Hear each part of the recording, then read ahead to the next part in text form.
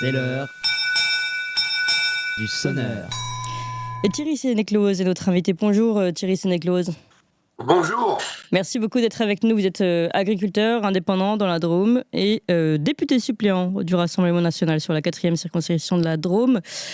Et vous appelez un grand rassemblement. Vous dites que c'est le dernier avertissement des agriculteurs avant la révolution du peuple. C'est un rassemblement que vous voulez faire samedi prochain et dimanche. Alors, expliquez-nous de quoi il s'agit.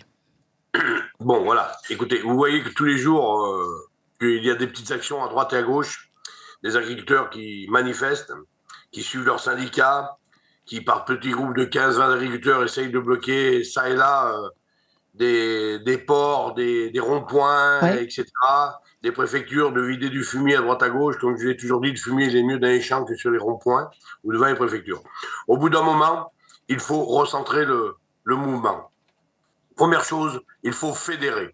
Donc nous avions été, et j'avais été avec mes collègues, à l'origine du blocage de l'A7 à Albon, qui avait été un très beau barrage, très respectueux des ouvrages et tout ça, malgré tout. On avait bloqué l'autoroute pendant 11 jours, Oui. sans commettre aucune dégradation. L'année dernière, la dernière saison, on va dire, oui.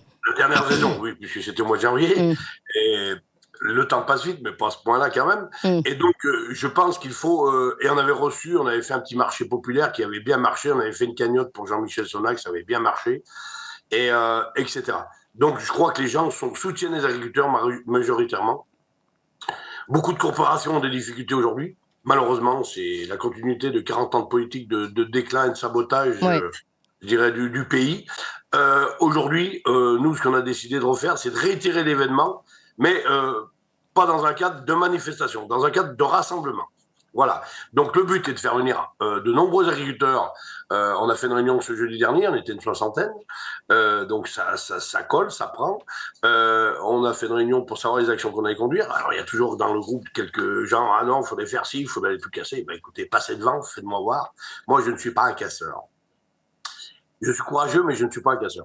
Et donc, on a réussi à convaincre tout le monde de dire, on va faire un grand rassemblement et on va faire venir les gens, on va faire un gros marché, on va appeler un petit peu les autres professions aussi à venir nous soutenir. Il y aura une sono, il y aura un podium, il y aura un témoignage et j'avais invité par la même occasion tous les élus locaux, régionaux, départementaux, nationaux. Et on va aussi lancer une invitation à nos ministres pour qu'on puisse faire une espèce de table ronde plein champ qui va permettre de dire, bah écoutez, nous on est là, on est un nombre important avec une cohésion des syndicats de la CR ou de la FDSEA et des GIA. Il y en a beaucoup qui viennent nous rejoindre parce qu'ils disent, on va autour de... CR, c'est coordination rurale, je précise, oui. Voilà, coordination rurale. On va autour de Thierry faire l'unité pour vraiment fédérer les gens avec nous. Et après cette action de samedi et de dimanche, qui est une mise en demeure au gouvernement d'appuyer sur les bonnes touches pour le budget, pour réorienter du budget vers l'agriculture à laquelle il manque, je le dis, plus ou moins 10 à 15 milliards par an pour qu'elle fonctionne normalement, parce qu'on est vraiment sous-budgété depuis des années, sans parler de la concurrence mondiale, du Mercosur, etc. Il faut vraiment que le gouvernement réoriente les budgets vers l'agriculture. Mais c'est non seulement du gouvernement, c'est aussi les collectivités locales, c'est etc. Là, par exemple, moi je le dis, on a un projet de sortie d'autoroute, qui coûte 25 millions d'euros, pour finalement que les camions sortent plus vite sur les bases logistiques qui alimentent du mondialisme, des produits mondiaux. Donc stop à tout ça. Remettez l'argent dans la ruralité, dans la vraie ruralité, remettez l'argent dans l'agriculture et aidez le monde rural qui, aujourd'hui, moteur de notre économie, est totalement verminé et va exploser, va s'effondrer. Alors, Thierry Sénéclose, plusieurs choses. D'abord, mise en demeure au gouvernement, comme vous dites. Dernier avertissement. Bon, certes, est-ce que vous y croyez, vous-même, à cet avertissement? Est-ce que vous croyez que samedi, dimanche, ils vont voir une mobilisation comme ils ont pu voir ailleurs, des agriculteurs et peut-être du reste des Français? Ils vont se dire, oh là là, on allait trop loin, on arrête tout et on arrête le Mercosur et tout ça. Est-ce que vous croyez vraiment que les intérêts, qu'ils regardent et qu'ils écoutent les Français? Moi, je m'adresse à M. Barnier, je m'adresse à Mme Genevard qui nous a annoncé il y a quelques jours qu'elle avait trouvé une solution avec des banques pour faire des prêts bonifiés. Pour ça, on n'a pas besoin de ministre. Hein. C'est le 10e ministre de l'Agriculture qui annonce des prêts bonifiés quand les agriculteurs sont dans la merde. Oui, bah ça... Et le sont de plus en plus. Pour ça, il n'y a pas besoin du ministre. Il faut soit de l'intelligence artificielle, soit un con naturel qui disent bah, écoutez, on a trouvé une solution, voilà, on appuie sur le bouton, là, vous aurez votre prêt bonifié. Voilà. Mais un prêt bonifié avec des intérêts aussi bas soient-ils ne fait pas rentrer de l'argent. Il continue l'endettement. Donc de ça, on n'en veut plus. On est d'accord. Des solutions comme ça, on n'en veut plus. Oui. Ce message, il s'adresse à M. Barnier, à Mme Genevard et à M. Antoine Armand, ministre des Finances. C'est un ultimatum, c'est le dernier message pacifique de Thierry Sénéclause. J'ai été au salon de l'agriculture au mois de janvier, j'ai rencontré M. Attal, qui m'avait prévu de me rencontrer, il ne l'a pas fait. M. Barnier a prévu d'écouter les gens d'en bas, il ne le fait pas. Je pense qu'après le barrage de Albon, le rassemblement de Albon de ce samedi 30 novembre et ce dimanche 1er décembre, il y aura tout le monde derrière les agriculteurs. Et les agriculteurs ne sortiront plus seuls. S'il faut passer par cette phase de révolte collective pour que les élus ou les gens nommés qui prennent le pouvoir, qui nous dirigent, fassent les bonnes réformes, on y passera. C'est bien la question que je vous posais, Thierry Sénéclause. On va arrêter de discuter pour rien. Voilà. On va y passer. Ouais. Donc vous dites, bon allez, une dernière fois, on joue le jeu, entre guillemets, on dit les choses clairement, donc à partir de lundi, vous passez à l'action, si je comprends bien. Si jamais il n'y a rien qui est écouté, entendu. Samedi, dimanche, c'est un avertissement au gouvernement. Ouais. Lundi, il y aura des gens dans la rue. Moi, je laisse quelques jours au gouvernement pour entendre les bonnes et les vraies paroles qu'on attend. Réduction des cotisations sociales, indexée sur un pourcentage du revenu réel, lui-même sur la base de 35 heures ou de 39 heures ou de 40, parce que j'ai entendu dire ces jours-ci, c'est pareil qu'on a trouvé des solutions, il fallait faire 7 heures de plus par an pour sauver le pays. Nous, on fait des milliers d'heures gratuites par an. Les agriculteurs font des milliers d'heures gratuites par an. Ça suffit maintenant. Donc, voilà. Et tout ça pour pas être payé. Ça suffit. Moi, j'ai posé le tracteur hier à 4 heures d'après-midi. Cette semaine, ça a été 86 heures de travail. J'ai pas de RTT. Ça suffit. Oui. Ça suffit maintenant. On arrête de prendre les agriculteurs pour des cons. On arrête de faire tourner la marchandise autour de la planète. On arrête tous ces accords de libre-échange qui sont pour l'instant malvenus, même si, paraît-il, qui seraient bien intéressants pour nous. Pour moi, ils sont très malvenus. Et M. Barnier en a été un des fondateurs, le CETA, le TAFTA, etc., qui nous ont conduits dans la merde. Aujourd'hui, plus les accords de libre-échange nous sont favorables, moins nous exportons. Posons-nous les bonnes questions. Nous avons de manière générale en France un problème de charge sociale, de coût du social. Aujourd'hui, on est les plus élevés de la planète. On ne peut pas être compétitif pour exporter. C'est impossible. Oui. Impossible. Alors, Thierry Sénéclause, à quoi servent les ports que nous avons construits avec de l'argent public? Ils servent à la compagnie Avril, présidée par M. Rousseau, à importer du colza OGM, des cultures OGM qui viennent de toute la planète. Oui. Donc au bout d'un moment, on remet les pendules à l'heure. Monsieur Rousseau, qui est le patron de la FNSEA. Thierry Sénéclause, justement, c'est pour ça qu'il y en a beaucoup aussi qui disent, vous avez cité la FDSEA tout à l'heure, donc fédérale, départementale. Certains disent, est-ce qu'il faut leur faire confiance? Est-ce qu'on peut encore faire confiance aux syndicats? On sait que la coordination rurale, justement, elle se démarque de la FNSEA et de cette alliance, on va dire, drôle d'alliance, avec Big Pharma et l'agro-industrie. Je voulais vous demander... Est-ce qu'on peut faire confiance à ces gens-là? Moi, je crois que les agriculteurs qui souscrivent une cotisation aux fédérations départementales, ils croient, ils sont respectables. Et les GIA, ils croient, ils sont respectables. Le problème, j'ai l'impression qu'à la tête de la FNSEA, c'est un petit peu comme aujourd'hui, des gouvernements successifs qui gouvernent par le 49-3, et puis finalement, le système démocratique et l'Assemblée nationale, on s'en contrefout. Alors, vous dites un rassemblement qui dépasse celui des agriculteurs pour que ça marque vraiment. Et ça, je pense que c'est important.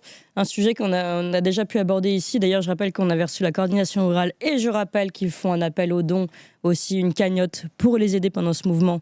Cette cagnotte, on va vous remettre le lien ici, mais n'hésitez pas à les aider. Moi, je l'ai fait personnellement. Ceux qui peuvent le faire, je parle de ceux qui peuvent le faire. Faites-le, c'est pour soutenir les agriculteurs qui sont ici justement en train de manifester tous les jours. Dans le froid, hein, vous avez vu la neige, ils étaient encore dehors en train de manifester. Donc, il faut les soutenir. Ceux qui peuvent, je le précise évidemment.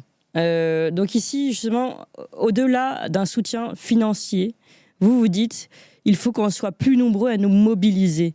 Et finalement, on a l'impression que ce que vous appelez à faire, c'est une forme d'alliance entre ce qui était le mouvement des Gilets jaunes et le mouvement des agriculteurs. Est-ce que c'est ça, Thierry Sénéclose? Oui, tout à fait. Sachant que j'ai moi-même participé au mouvement des Gilets jaunes, mais bon, là, suite à la réunion, on avait convenu quand même qu'on parlerait des corps professionnels qui sont aujourd'hui touchés par la crise, parce que beaucoup sont nombreux. On connaît la situation financière du pays, le peu d'argent qui nous reste pas, il faudrait essayer de dépenser sur les bonnes causes, etc. Mais cependant, je ne suis pas sûr qu'une alliance globale je crois faudra qu'au bout d'un moment, on laisse toutes les étiquettes de côté, que ce soit le peuple qui se révolte. Mais les Gilets jaunes, j'ai justement entendu sur une chaîne concurrente ce matin, entre autres sur RMC, qu'a priori, ils s'étaient fédérés dans une espèce de syndicat. Les commentaires que j'ai entendus m'ont assez déçu, étant donné que j'étais moi-même gilet jaune et qu'il y avait sur les ronds-points et gilets jaunes beaucoup de professionnels, de corps professionnels indépendants, qui étaient à l'époque contre le gouvernement. Et ce que j'ai entendu ce matin était plutôt des gilets jaunes qui finalement pouvaient aller casser la gueule à leur patron s'ils trouvaient qu'ils n'étaient pas assez payés. Donc j'ai plutôt l'impression d'avoir affaire à une branche armée de la CGT, qui a un véritable mouvement qui veut contester collectivement pour apporter de vraies solutions. Voilà. Parce que la démocratie participative, c'est peut-être bien, mais au bout d'un moment, à part le référendum dans l'intimité de l'urne de chacun, je vois pas grand-chose d'autre qui peut être, recevable comme système. Mais oui, les Gilets jaunes, j'en ai été, je les ai soutenus, j'ai passé des nuits, quand le gasoil avait flambé, tout le monde était dans la rue, on a fait des grandes condoléances sur des grands registres qui sont dans les grands tiroirs, peut-être aujourd'hui scannés sur l'intelligence artificielle et qui sont en train d'être stockés dans des serveurs sous le pôle Nord. Tout ça, ça va pas lutter contre le réchauffement de la planète. On marche la tête, voilà. Moi, j'appelle les gens, gilets jaunes ou gilets verts ou gilets bleus, à venir nous voir samedi et dimanche dans ce rassemblement. Il y aura un marché paysan. Il y aura, on va faire une cagnotte pour Jean-Michel Sonac, je le rappelle, qui a été un peu oublié de tout le monde, qui, lui, est l'agriculteur qui, je pense, sur le plan national, a le plus perdu de toutes ces manifestations, puisqu'il avait perdu dans l'accident des personnes qui avaient forcé le barrage, son épouse et sa fille. Oui. Donc, ça me tient beaucoup à cœur. On va faire une cagnotte pour Jean-Michel Sonac. On a prévu de recevoir, d'inviter tous les élus locaux, régionaux, je vous l'ai dit tout à l'heure, je crois déjà, tout ça. Aussi le ministre, les ministres à venir nous rejoindre. C'est pas pour leur faire des courbettes, j'ai passé l'âge. C'est pour les mettre au pied du mur, tous, de se mettre au travail dans le bon sens, pour sauver leur agriculture, pour sauver leur territoire et pour relancer l'économie par des gens qui, comme nous, finalement, avons bien besoin de trouver des solutions, mais des vraies solutions, parce que j'avais aussi entendu dire qu'il y avait des solutions du genre réduction d'impôts pour les agriculteurs qui embauchent, mais quand tes bilans sont à l'envers et que les agriculteurs ne sortent eux-mêmes pas de revenus, je vois pas comment on peut faire de la réduction d'impôts. C'est ridicule. C'est toujours des mesures qui sont à contre-temps, à contre-sens. Au bout d'un moment, il faut faire de la vraie politique. Bah oui, il faut faire de la vraie politique. Moi, je ne suis que suppléant d'un député. J'y suis allé parce que j'ai vu que le temps pressait et qu'il fallait essayer de faire quelque chose. Mais à quelque part, on voit très bien que les députés à l'Assemblée ne peuvent pas travailler comme ils voudraient aussi. On voit très bien que le gouvernement brandit le 49-3. Et qu'on soit de droite ou de gauche, si on est sincère, je pense qu'on peut faire de la politique. Après, voilà, moi je suis d'abord avant tout, comme je l'ai dit à plusieurs reprises, j'ai un pied dans la démocratie, une pantoufle dans la démocratie et une botte dans la révolution. Aujourd'hui, je crois que le temps démocratique est beaucoup trop lent au regard de l'urgence. Il y a beaucoup de gens dans les corps, je dirais, administrativo-politiques qui sont dans les instances, qui gagnent beaucoup d'argent, trop d'argent. Et aujourd'hui, le peuple, il crève de faim. On voit la stupidité du monde de ce qu'il en est. Il s'est vendu une banane scotchée à 5 300 000 euros. Voilà, pendant que les gens ne peuvent pas se payer un kilo de patates à 1 euro, on dit qu'elles sont trop chères. Il y a un véritable problème. Il y a un problème, il faut aller chercher l'argent là où il est. Il faut arrêter d'en prendre où c'est qu'il n'est plus et où c'est que les gens ne peuvent plus vivre de leur travail. Nous, on demande qu'une chose, c'est de vivre de notre travail. Et à ce titre-là, j'ai l'intention, oui, s'il le faut, de faire de la politique et de la vraie politique, c'est-à-dire de la politique d'abord de sagesse, parce que je crois qu'on a assez averti, assez alerté. Le sablier, il passe, même pour M. Barnier. Et demain, il va falloir qu'il se mette au travail, mais pas demain. Demain, c'est hier. Aujourd'hui, on n'a plus le temps. D'ici 8 jours, nous allons, comme je l'ai dit, le 30 novembre et le 1er décembre, je donne rendez-vous aux gens, le maximum de personnes, à Albon, le parcours sera fléché, très proche d'où c'est qu'on avait fait le blocage de l'autoroute de l'A7. Et après, le 1er décembre, il va se passer des choses en matière de révolution du peuple. Ça, c'est clair. Eh bien, nous attendons ce premier rendez-vous, on va dire, de la sagesse, le dernier rendez-vous, cette mise en demeure, comme vous dites, de la sagesse politique à Albon. Je redonne les informations samedi et dimanche, et à partir du 1er décembre, vous passez à l'action. Le message est passé, et surtout ce message d'un appel à généraliser les mouvements. Ne laissez pas les agriculteurs tout seuls, dans le froid, dans la rue. Prenez aussi place à ce qui se passe en ce moment. C'est un peu le message ici de Thierry Sénéclose. Merci beaucoup Thierry Sénéclose, agriculteur indépendant dans la Drôme.